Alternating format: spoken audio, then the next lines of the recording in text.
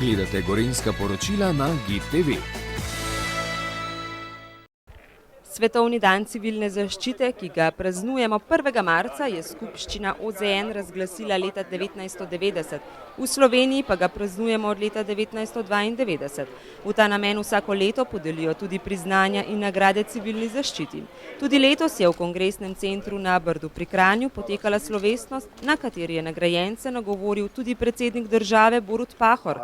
Izpostavil je pomen prostovoljstva na področju reševanja v nesrečah. Vendar mora država ob neprecenljivi vlogi prostovoljcev s svojim sistemom odigrati ključno vlogo pri zagotavljanju miru in varnosti svojim državljankam in državljanom.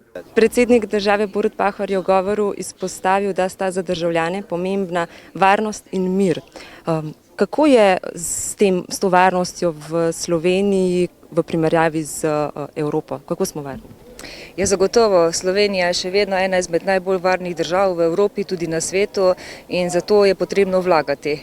To je tudi danes predsednik države povedal, on je tudi vrhovni poveljnik, tako da potrebno je vlagati v opremo, tako v policijo, slovensko vojsko, kot tudi sistem varstva pred naravnimi in drugimi nesrečami. Potrebno je vlagati v ljudi, se pravi v njihovo usposabljanje, izobraževanje in seveda tudi v materialna sredstva in v to, da negujemo to, kar imamo, kar smo zgradili v preteklih letih glede varstva pred naravnimi in drugimi nesrečami, se pravi prostovoljstvo. Po statističnih izračunih naj bi bil vsak 40. slovenski državljan prostovoljec, vključen v operativno delo na področju zaščite in reševanja, kar predstavlja izjemen uspeh v evropskem in svetovnem merilu, na kar moramo biti izredno ponosni. Pravzaprav ima skoraj vsak od nas v širši družini nekoga, ki je ali gasilec ali član neke druge reševalne enote, tako da res v Sloveniji je prostovoljstvo zelo, zelo razvito in mi bomo delali vse na tem, da to tudi ostane. Slovenija torej sodi v eno izmed najbolj varnih držav. Na visokem nivoju je tudi sistem civilne zaščite. Gasilci, zdravstveni delavci, gorski reševalci, potapljači in drugi pripadniki civilne zaščite skrbijo, da sodi Slovenija v sam vrh lestvice varnih držav. Sistem civilne zaščite je v Sloveniji na res visokem nivoju. Hvaležni smo tako vsakemu, ki je danes prejel priznanje, pa tudi tistim, ki priznanja niso. Tako je, tudi tistim, ki delujejo v različnih organizacijah, za nekatere bo priložno še na 13 regijskih podelitvah, drugače pa seveda smo vedno zahvalni vsem, ki za svojim srcem in prostovoljnostjo delujejo v dobrobit naših prebivalcev.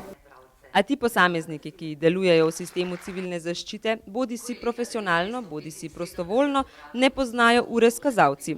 Kljub velikemu doprinosu družbi pa ostajajo prizemljeni in skromni. Koliko ur ima vaš dan? Poznate 8-urni delovnik?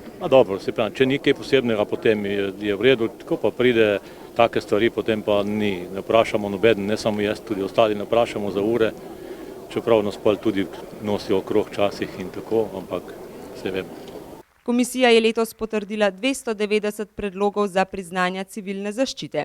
Na osrednji slovesnosti so jih podelili 45, med drugim tudi najvišje priznanje na tem področju, kipec civilne zaščite za življenjsko delo.